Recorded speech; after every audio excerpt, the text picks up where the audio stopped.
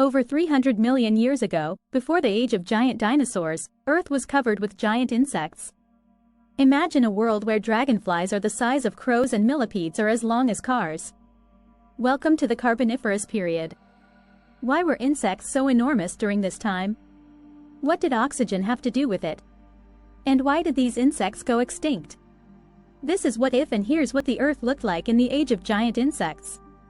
The Carboniferous period was one of the most transformational periods in the history of Earth. The planet's landmasses were beginning to form the supercontinent of Pangaea. Extensive swamps and warm, humid forests dominated the landscape. And giant insects weren't the only huge creatures roaming the planet. There was also a vast array of marine life, like early forms of sharks and a giant amphibian that would reach up to 6 feet long. Now enough talking. Let's travel back in time 300 million years ago and dive into the Carboniferous age. Now, the first thing you'd probably notice would be the giant insect-like creatures. One of the most iconic was the Meganora. Meganora, this insect resembled a modern-day dragonfly, except with a major twist. It had a wingspan of up to 75 centimeters, 30 in. Yeah. Scarier than that, though, it was carnivorous, hunting down other insects and small amphibians. Hopefully it doesn't come for you. So that thing is in the sky, but on land you'll have the Arthropleura. This millipede-like creature could grow up to 2.5 meters, 8 feet, long. Luckily, it wouldn't go after you. It preferred munching on decomposing vegetation. Hey, before we talk more about these giant insects, there's another giant issue we need to worry about, and that's our planet's ecosystems and how important it is to help them. Stick around till the end of this video to check out an inspiring project from the folks over at Planet Wild. Another creepy Pulmonoscorpius-looking insect was the Pulmonoscorpius. This was a giant scorpion that mostly roamed the swampy areas of Earth. They could grow 70 centimeters, 28 in, long. There were also giant cockroaches that grew to 10 centimeters, 4 in, and mayflies with 45 centimeters, 18 in, wingspans. So it's safe to say that you'd have a lot to watch out for when you're wandering around in this period.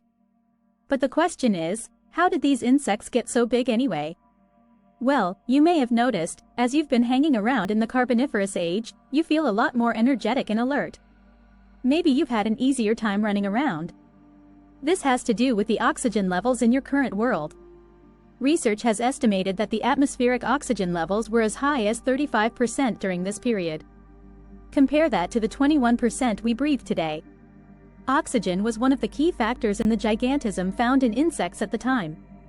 But why would this make them so giant? Insects breathe differently from other creatures. Insects don't have a circulatory system to transport oxygen.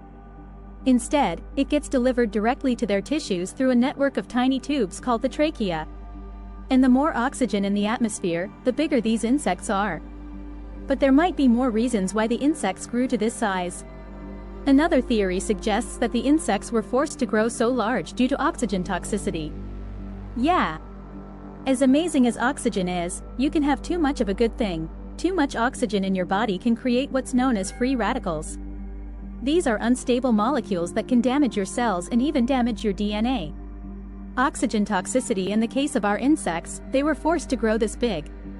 Otherwise, they'd suffer oxygen toxicity. Growing larger would slow down the rate of oxygen absorption, making it harder to suffer from too much oxygen. And the same could happen to you. The longer you hang out in this period, the higher oxygen levels will cause you to experience nausea, respiratory issues, and even some effects on your nervous system. Now, insects were arguably the stars of this age, but they weren't the only things to experience massive change during the Carboniferous period. This time was known as the Coal Age. That's because of the extensive coal beds that formed after ancient forests decayed. These coal beds are one of our main sources of energy. We're still using them today, and a lot of the fruits and veggies you find in the grocery store may be descendants of plants from over 300 million years ago. The Carboniferous period saw the evolution of the first seed Carboniferous period bearing plants, creating more diverse ecosystems than we'd ever seen before. Wait, what's that over there? Kind of looks like a dinosaur. Oh, hey, little guy. Turns out this wasn't a dinosaur. Just one of the first reptiles to ever appear. But if you stick around a couple of million more years, we'll enter the Mesozoic era, which was known as the Age of Dinosaurs. Speaking of change, the atmosphere was another part of Earth that evolved during this period. Earth had a lush greenhouse-like climate when you first arrived. Warm and humid temperatures to support the swampy forests we've been mucking about. But as the period progressed over millions of years, the climate transitioned to what's known as an icehouse Earth state. The temperature would get significantly lower and ice sheets would begin to form mainly in the southern hemisphere. But why did this happen? Well, as we've been exploring this crazy period, Earth's landmasses have been slowly coming together to form a supercontinent known as Pangaea.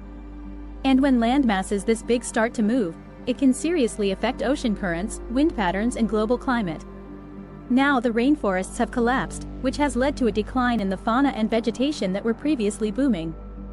And with the rainforests in decline, well, that means oxygen levels are being reduced. Before you know it, our massive insects start dying and going extinct. Without the higher levels of oxygen available to support their size, these giant insects can't survive. The lower oxygen levels and drier climate have created a habitat better suited for smaller insects. Also happening at this point, early reptiles are starting to take over, making the landscape way more difficult for the insects. Okay. Now, with Pangaea fully formed, we've entered the Permian period. What happens at this point in history? Well, that sounds like a story for another. What if? Hey, don't click off just yet. I've got 2 more awesome videos from Planet Wild, an organization restoring global ecosystems. Their videos don't just highlight issues, they show you actionable ways to help the planet, while transparently documenting how their missions work and the impact they have. Their work is made possible through monthly subscriptions that gives members a direct impact on what Planet Wild projects they're helping finance. I've been a member for a while now and I love it because I can see exactly where my money goes and what kind of difference I'm making. And if you want to make the same kind of impact, consider subscribing as well. And to see what kind of work Planet Wild is doing, check out these 2 videos. On this one, they're bringing back Europe's wild cat and saving a baby lynx that was separated from her mother and got caught in a trap. In this other one, they're equipping and teaching Italian civilians to fight wildfires. Check them out.